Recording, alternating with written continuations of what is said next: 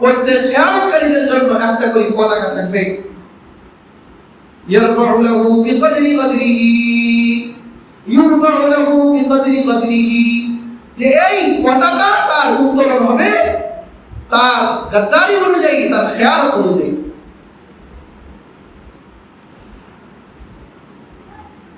আলা ওয়ালা কাদির আযমু কদরাম মিন আমিরিন আম্মাতিন, নবীজি বলেন শুনে রাখো যে সবচেয়ে বড় খেয়ানত হলো, খেয়ানতের বিবেচনায় মিন আমিরিন আম্মা, যে জনসাধারণের যারা নেতৃত্ব দিয়েছিল, জনসাধারণের যারা শাসক ছিল, এদের এদের গদ্দারি, এদের খেয়ানত সবচেয়ে বড় খেয়ানত।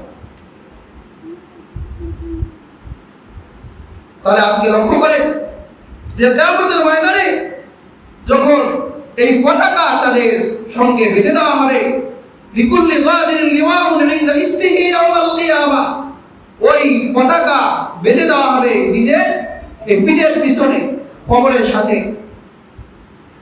তো যে যত বড় খেয়ানত করেছে, আর বলে দেওয়া হবে হাযিহি গদাতু ফুলান ইবনে ফুলান, যে এটি অমুকের ছেলে অমুকের খেয়ানত, ঘোষণা দিয়ে দাও। আজকে যারা রাষ্ট্রের সম্পদকে নিজের সম্পদ মনে করে চাঁদাবাজি করে, টেন্ডারবাজি করে, মানুষের উপরে অস্ত্র ঠেকিয়ে দিয়ে গায়েবী মামলা, জঙ্গির মামলা, বিভিন্ন নাটক সাজিয়ে লক্ষ লক্ষ টাকা, কোটি কোটি টাকা আত্মসাৎ করে নিজেদের বাড়ি নিজের নামে, বউয়ের নামে, শাশুড়ির নামে, স্বামীর নামে, স্বামীর নামে এরকম করে অর্থ সম্পদের পাহাড় করিয়েছে, তাদের কি অবস্থা? আমরা যারা এখানে আছে আমরা বলতে পারবো যে আমরা শাশুড়ির নামে জমি রেখে দিয়েছি? আমি আছে সমাজের মাধ্যমে এরকম মানুষ পাবে যে শাশুড়ির নামে জমি রেখে দেবে, শাশুড়ির নামে বাড়ি লিখে দেবে, চাচাতো ভাইয়ের নামে বাড়ি লিখে দেবে? এগুলি পাওয়া যায় না। এটা শুধুমাত্র নিজেরই নামে থাকবে, কিন্তু নিজের নামে থাকলে যে ধরা পড়ে যাবে, এজন্য এই সমস্ত কিছু করেছে। দেখতে তো মনে হচ্ছে সবচেয়ে বড় বুজুর্গ, বুজুর্গে কবি দরবেশ বাবা, এই যে সালমান রহমান, তাকে দেখতে দরবেশ লাগে, তাকে একজন দরবেশ বলার কারণে তাকে তাকে চুপ করা হয়েছে। এত বড় লম্বা লম্বা দাড়ি, কোরআন হাদিসের কথা মুখ দিয়ে খয় ফোটে, মানুষকে নসিহত করে, 36,000 কোটি টাকা সে ঋণ করে পর্যন্ত, 36,000 কোটি টাকা। আর পড়ানোর সময় নিজের সম্পদটাকে কোরবানি দিয়ে দিয়েছে। এত বড় লম্বা দাড়ি মুন্ডন করে সে সারা জীবন যে নৌকার মাঝি ছিল, কান্ডারি ছিল, সেই নৌকায় দিয়ে পালানোর সময় সেই নৌকাতে সে ধরা পড়েছে। মানুষ আমরা দেখেছি যে সাধারণ যারা অপরাধী তাদেরকেও মানুষের অসম্মান করে না, আর তারা যখন যাচ্ছে তখন মানুষকে পচা ডিম দিয়ে থেরাপি দিচ্ছে। নাউযুবিল্লাহি মিন যালিক। আর কতজন যে আত্মগোপন করেছে, নিজের দেশ থেকে বাইরের দেশে শত শত কোটি টাকা পাচার করে তারা সেখানে শান্তির ঘর বানানোর ফিকির করছে, মনে করছে আমি সেখানে জীবন কাটাই দেবো। আপনি যতই জীবন কাটান, আপনি শেষ পর্যন্ত চোর। আপনি যখন বিছানায় শুইবেন আপনার মনে হবে যে আমি চোর, আপনার স্ত্রীর কাছে আপনি চোর, আপনার সন্তানের কাছে আপনি চোর। আপনি এই অর্থ সম্পদ কামাই করে আপনি যখন কবরে চলে যাবেন, আপনার অপরাধের ভাগ তো আপনার স্ত্রী নেবে না, আপনার ছেলে নেবে না, আপনাকেই ভোগ করতে হবে। একটা বাস্তব কথা, জাল ইনসানু ইয়াতি বিলা শাই সুম্মা ইয়াসআ ওয়ারাআ কুল্লি শাই, যে মানুষ যখন পৃথিবীতে আসে তখন কোনো কিছু নিয়ে আসে, প্রত্যেক বিষয়ের জন্য আমার চেষ্টা করে, সুম্মা ইয়াযহাবু বিলা শাই, অতঃপর সে সব কিছু রেখেই চলে যায়,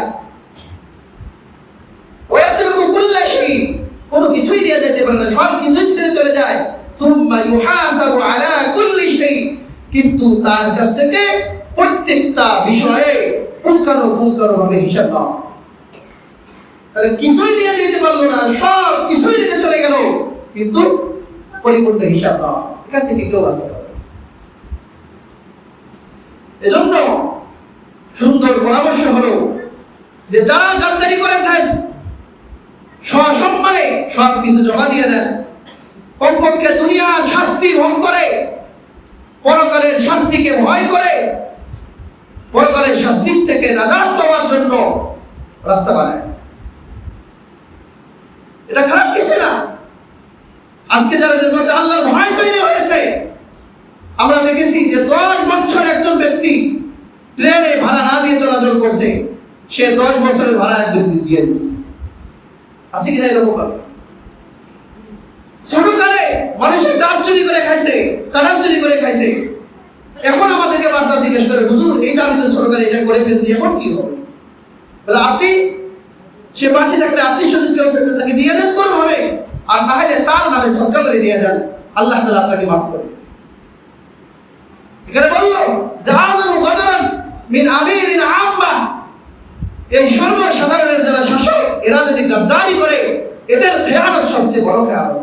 কারণ আমার যদি কেউ জমি আত্মসাৎ করে তাহলে শুধু আমি তার দাবিদার, কিন্তু আপনি যদি 1 টাকা দেশের থেকে আত্মসাৎ করে, এই 1 টাকার মালিক কোনো রাষ্ট্রপতি না, প্রধানমন্ত্রী না, বরং এই 1 টাকার মালিক 18 কোটি জনগণ। কি বলেন? 1 টাকার মালিক কোনো প্রধানমন্ত্রী না। প্রধানমন্ত্রী কোনো একটা রাষ্ট্রের কাজ করে নিজের বাপের টাকা দিয়ে করে না।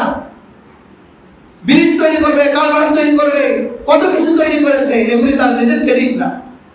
এগুলো যে ঋণ করেছে, ওই ঋণের বোঝা আপনার মাথার উপর আছে, আমার মাথার উপর আছে। বলতে গেলে আমাদের মাথাকে বিক্রি করে দিয়ে এগুলি করে তারা প্রশংসা করিয়েছে। যতটুকু ঋণ করেছে তার থেকে বেশি পাচার করে নিয়ে গেছে। হিসাব করলে দেখা যাবে যতটুকু ঋণ করেছে তার মানে ঋণ না করলেও চলত, কোনোভাবেই হয়ে যেত। আমাদের মাথাকে বিক্রি করে দেওয়া হয়েছে। সুতরাং এখানে নিজের ক্রেডিটের কিছুই। সম্মানিত হাজির,